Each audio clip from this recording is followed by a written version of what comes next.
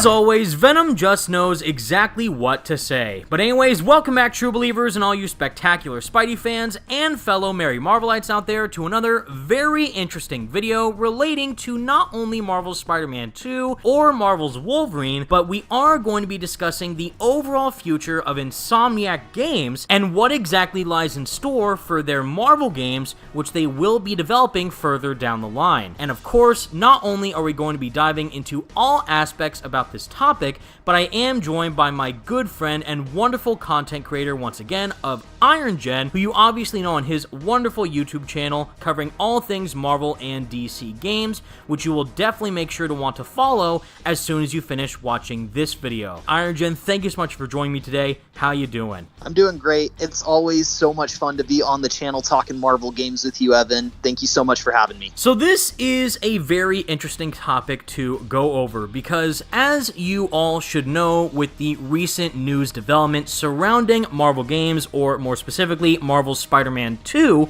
is that we officially got confirmation from Insomniac themselves that there will in fact be no story DLC for Marvel's Spider-Man 2, which a lot of people are upset about given the fact that there were a lot of plot points within the game that were left unresolved, which might be saved later down the line for a future game within the Insomniac Spider-Man franchise. But the fact that Marvel's Spider-Man 2 did feel a bit quote-unquote incomplete to certain fans did pretty much want people to see more as to what Insomniac is cooking up within their production pipeline. And of course, taking in all the terrible leaks and hacks that Insomniac went through, we do know for a fact that they are currently working on Marvel's Wolverine, which will be releasing hopefully either as early as late next year or early 2026, as well as Marvel's Spider-Man 3, which will more than likely be the finale of the Marvel Spider-Man franchise. But this has also led people to question as to whether or not Insomniac games in particular, compared to all the other Marvel games that are currently going to be releasing, like that of Marvel 1943, which is being made by Skydance New Media, Marvel's Blade, which is being developed by Bethesda and Arcane Leon, and of course the Iron Man and Black Panther game, which are currently being published by EA and developed by Motive and Cliffhanger Games. But for the case of Insomniac games specifically, they are the most consistent developers when working on these massive AAA Marvel games, which seem to be releasing every other year at a pretty darn frequent basis. Whereas in the case of another superhero game developer like that of Rocksteady, whose previous game was Batman Arkham Knight in 2015, it did leave a lot of people to wonder when their next game could release, which then led into Suicide Squad Kill the Justice League, which launched earlier this year, to extremely malign and miserable reviews from both critics and fans alike, as well as extremely lackluster financial reception. Whereas for Insomniac, they have their hands full with a plethora of different characters of not only their own, like that of Ratchet and Clank, but of course with these licensed IPs from Marvel, with that of Spider-Man, Wolverine, possibly a standalone AAA Venom game, and if Wolverine does in fact do and sell well, we could see the continuation of that franchise going even further down the line with a potential Wolverine sequel, or even an expansion with a possible introduction of the X-Men and get their own game following that, which is pretty much a question of quality versus quantity, and whether or not they are making a lot of games with the same quality as the first Marvel Spider-Man game, or maybe they have possibly bitten off a bit more than they can chew. So, Irogen, for you, as of course being the superhero gaming aficionado that you are, what are your thoughts on this entire situation surrounding Insomniac games, Marvel's Spider-Man 2, Marvel's Wolverine, and the future of all their other games to follow? Frankly, I think Insomniac has done an outstanding job with everything that they have done so far. The first Spider-Man game was obviously a huge success, followed by Miles Morales, which was a smaller scale title, which I also thought was very good. In fact, there's a very real argument to be made that I prefer Miles Morales to the original game. Spider-Man 2 definitely had the best combat and some of the best technical aspects of the franchise. The web swinging was faster, the city looked sharper. There was so much that Insomniac took advantage of on the PlayStation 5 hardware.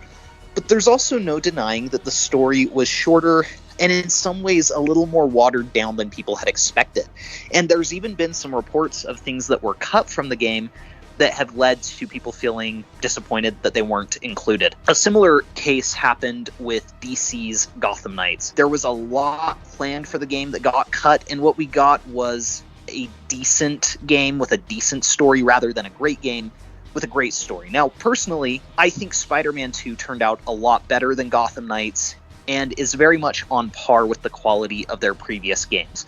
I also appreciate that Insomniac isn't publishing a new game every year. They could have very much taken the Assassin's Creed approach that Ubisoft is running with, where they want to produce 20 Assassin's Creed games in the next 10 years. Instead of producing a new Spider-Man game every year and just reskinning the first game with new boss fights and new stories, they really do take their time between each release to try and upgrade the traversal and combat, and they really do try to tell a compelling story. It also seems like they have a plan in place for Spider-Man, and I'm so grateful that we're not in the same spot that we were when Activision was making Spider-Man games, where we'd get some good ones, and then we'd get stuff like The Amazing Spider-Man 2, where it just did not check all the boxes that it needed to check in order to be good. Now, as far as Wolverine and some of these other games that are being produced outside of Insomniac, it remains to be seen. I will say that I'm a little bit concerned about the success of other superheroes like Wonder Woman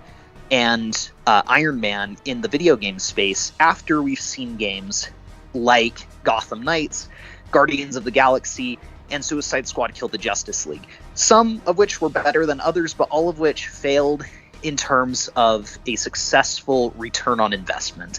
As much as I love Guardians of the Galaxy, it didn't make enough money to justify doing a sequel, and I hope that the track record that Insomniac has paved with their Spider-Man franchise will be enough to justify people buying Wolverine. I'm a big fan of what they're doing. I do think a case could be made if all hands were on deck for one or the other. If the entire Insomniac team was working on Spider-Man 3 or Wolverine, perhaps one of those games would turn out a little bit bigger, or it could be produced faster. At the same point, the balance between quantity and quality is a really delicate one.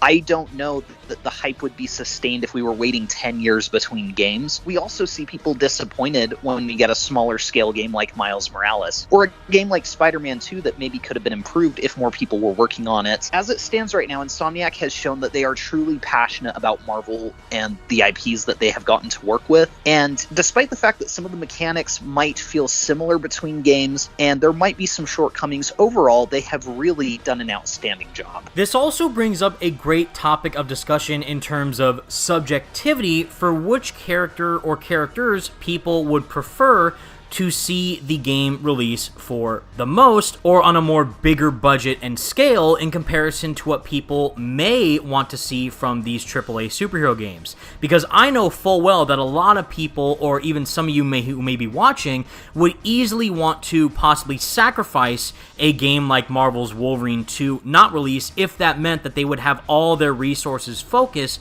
on Marvel's Spider-Man 3, and vice versa. People who may have been left dissatisfied with Marvel's Spider-Man 2 now want Insomniac to focus on everything relating to Marvel's Wolverine and kind of leave Marvel's Spider-Man 3 off to the wayside. So it is definitely a topic of which character they want to prioritize the most in order to make sure that they appease the most amount of fans. And this brings me back actually all the way to 2021 with the PlayStation blog, which released for both Marvel's Spider-Man 2 and Marvel's Wolverine, which were initially announced during the PlayStation Showcase of that year. And when they were both revealed, we did get these very interesting statements from Insomniac, which puts things into, again, a much more understandable and comprehensive perspective as to why they decided to move and transition from a character like Spider-Man to now Wolverine. So as the blog states, is that now let's talk about the announcement you probably weren't expecting, Marvel's Wolverine. Back when we were working on Marvel's Spider-Man, there would be times where all of us, Insomniac, Sony Interactive Entertainment, and Marvel, would brainstorm together about the future beyond the web-slinger. And even in those early discussions, Wolverine continually came up as a character we'd be really stoked to work on together. Fast forward a couple years, and we're suddenly standing in front of Sony Interactive Entertainment and Marvel formally pitching a PlayStation 5 game starring the adamantium-clawed mutant. Since you just saw the announcement teaser, we can confirm that the pitch seemed to go pretty well. Being able to build a new, original universe with Spider-Man and now Wolverine is such an honor for so many of us at Insomniac Games. A huge thanks to our Sony Interactive Entertainment family for giving us the opportunity to develop these games, Marvel for trusting us with these characters that mean so much to so many people, and of course, our fans for continuing to believe in us. So as you clearly saw in that blog post is that it was Insomniac who went to Sony and Marvel to pitch themselves to make a AAA Wolverine game. It wasn't Marvel or Sony trying to force them to make this game and subsequently make them the only notable Marvel Games studio, because that has obviously since been proven to not be the case. But since everyone loved what Insomniac did with the original Spider-Man game releases with Marvel Spider-Man 1, and even remastering that game for the PS5 and PC, as well as Marvel Spider-Man Miles Morales being a cross-gen game for the PS4 and PS5, Insomniac Games have been incredibly busy to deliver all these massive AAA Marvel experiences that we, as not only hardcore gamers, but obviously diehard Spider-Man fans, will love and appreciate. So knowing that they're taking all that into consideration for a character like Wolverine shows just how passionate they are about the Marvel IP as a whole. And in a perfect world, we would get the same level of quality as what we saw with Marvel Spider-Man 1 for all their future games down the line, like that of Wolverine, again, possibly a standalone AAA Venom game, on the same scale as that as Miles Morales, the future and possibly final installment with the Marvel Spider-Man franchise with Marvel Spider-Man 3, and a possible X-Men game if Wolverine does end up selling well. So this, again, brings us to the question, is this a matter of quality versus quantity, and what Insomniac should do in this situation, considering that there are some people out there who think that Marvel Spider-Man 2 did not meet the standards as to what the first game and Miles managed to deliver. And while I, and I'm sure Irogen also thoroughly love the game, there are still a lot of elements about it that we definitely think could have been improved a bit more. So this now is making us wonder what they should do for these future projects, and whether or not they should possibly scale back on production for some of them in order to give the other titles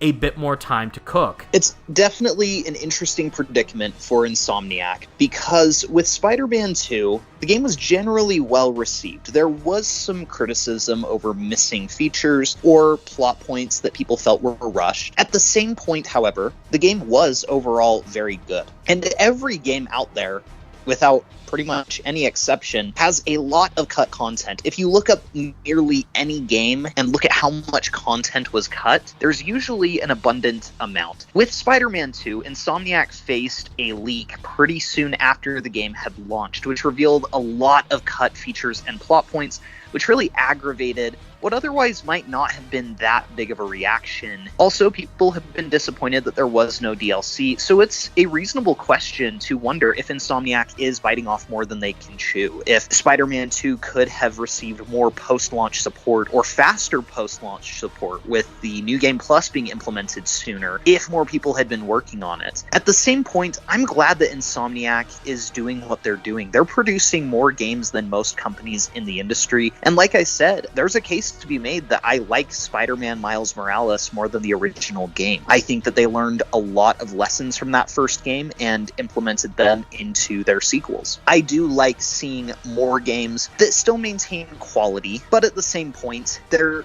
is always going to be something lost when the focus is split between other projects. Marvel's Wolverine simply will not have the same amount of manpower behind it that there would be if they weren't simultaneously working on other Spider-Man projects. Does that mean that Spider-Man projects shouldn't exist? I don't think so, but it is a delicate balancing act for Insomniac, because they don't want to end up in a situation where their games start to feel formulaic, and where the mechanics start to feel a little bit too similar across platforms. But what we have seen is a consistent level of quality. Spider-Man 2 had some technological advancements with the PlayStation 5 that we had never seen before. A lot of the technology in the ray tracing and SSD was really impressive, and I can only imagine that Wolverine will take that a step further. At the same point, Spider-Man 2 wasn't a perfect game for me. especially in the narrative department. But that's something that you don't necessarily need a lot of people to fix. And when it comes to superhero IPs, the narrative is what people are really there for. Yes, we're there to play the fun video game mechanics as well, but the story is ultimately what we care about at the end of the day, as it's the thing that is most closely connected to the source material. And I think that the biggest bright side that we can take away from all this is knowing just how passionate of a team Insomniac is for not only making great games with any character that they take on, but also the amount of passion and heart that they pour into all these characters to make sure that they are done justice by the standards of the fans, and of course themselves, considering that the team obviously making these games are die-hard fans of every single character that they work on. They love Spider-Man and also presumably Wolverine, with all the narrative talent that is hopefully being poured into Logan's story and the future of where that game could go. And of course, seeing where Marvel's Spider-Man 2 ended and how it could continue further down the line, they're making sure to touch on every single point to deliver a narrative that expands on what fans are expecting from the story, but also doing stuff that may surprise us that we may not even be thinking in the long run. It's, again, a very interesting situation to see not only Insomniac make these games, but the fact that they themselves have pursued this, wanting to make Wolverine, wanting to make Spider-Man 2, 3, possibly a Venom game. They are titans amongst all the other massive AAA developers that are making these games, and I think the formula that they have established so far with each game's release has done them pretty darn well in the long run in terms of generally good, positive reviews, and of course, huge financial sales that have garnered the future of the franchise and its success further down the line. And considering how much feedback each of these games receive with every single release, they obviously, as developers, want to make sure that they fix the issues that fans may or may not have and want to refine them and adjust them for every single game that they continue to release down the line. This could all also be a really interesting lesson for the industry as a whole. Right now, there is a very specific price point for AAA games, being $70. There are expectations amongst fans when they pay that much for a game. And simply put, one of the biggest criticisms of Spider-Man 2 was that it was too short. Despite the fact that to platinum the game, you were looking at 20 to 24 hours, there was some backlash that the game didn't exceed that length and go even further. It's maybe a question to publishers of should every game be sold as the same generic AAA expectation, or should they come in different sizes and scopes? Should games be set at different price points depending on how long they take to complete and how many features they include? That's a different topic for a different day, but I do think that the expectations play a large role in the overall reception of a product. If you're comparing Spider-Man 2 to Spider-Man 2 from 2004, you are going to be very impressed with the product, but if you're comparing it to Rockstar's Red Dead Redemption 2, you might be a little bit disappointed by the more limited features and runtime. But ultimately, it comes down to different studios trying to do different things. And as someone who misses games that I could complete in a weekend back in 2013, where I could play BioShock Infinite, Arkham Origins, Assassin's Creed 4, and The Last of Us, and a plethora of other games that released that year, all in the same year, I'd like to see a return to getting more games like Miles Morales. And that would also allow for characters that maybe aren't big enough to justify the AAA treatment getting their due time in the mainstream. I'm a big DC guy, so a video game based on Green Arrow that's a little bit smaller in scope and that comes at a cheaper price point would be very interesting. But Insomniac has really hit a fine balance, and I'm excited to see what they do next. At the end of the day, there's obviously a reason why Insomniac is being praised as one of the best studios that is currently working today, not just for PlayStation, but in the general community of gaming as a whole, and knowing where their franchises are going forward with Spider-Man, with Wolverine, and hopefully with Ratchet & Clank and their other IPs, it is going to be a very interesting time for us gamers and Marvel fans to see where exactly all these games go from here, and hopefully whether or not they deliver the experiences that we are all hoping that they can actually achieve to their highest ability possible. But with all that said, everybody, that is the video that both Irogen and I have for all you today.